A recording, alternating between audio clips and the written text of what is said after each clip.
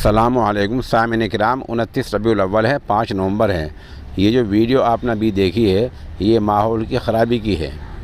رات میں آتش بازی اس طرح ہوئی ہے جس سے دہلی کا NCR جو دہلی سے ہریانہ کا ملا ہوا علاقہ ہے اس پورے علاقے میں، نوئیڈا، غازی آباد، یہ پورے علاقے میں ہوا بگڑ گئی ہے اور سانس لینے لائق نہیں رہ گئی ہے۔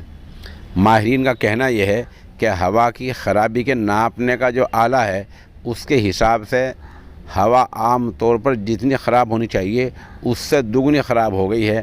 عام طور پر جب ہوا خراب ہوتی ہے، ہوا بگڑتی ہے، ہوا میں زہریلا مادہ پیدا ہو جاتا ہے جو 400، 450، 500 کا اعشاریہ یعنی 500 کا آنکڑا آیا کرتا ہے، لیکن آج جو صبح پیمائش کی گئی ہے وہ آنکڑا 999 آیا ہے، جو ہوا کی جتنی خرابی ہوتی ہے اس سے دگنی ہو گئی ہے۔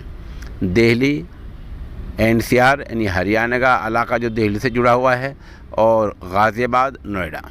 حالانکہ سپریم کورٹ نے بار بار سرکار کو متوجہ کیا تھا، ذمہ دار اتھارٹی کو متوجہ کیا تھا، دہلی سرکار نے پابندی لگائی تھی اس طرح کی آتش بازی پر، ہریانہ کے کئی ضلعوں میں اس طرح کی آتش بازی پر پابندی تھی، لیکن کوئی نہیں مانا اور ہوا کو بگاڑ کر چھوڑا۔ بری طرح آتش بازی ہوئی ہے، پٹاخے چھوڑے گئے ہیں جس سے ہوا میں دھواں پھیلا ہے اور ہوا کا ماحول پوری طرح خراب ہو گیا ہے۔ سوال یہ ہے کہ اس کا ذمہ دار کون ہے؟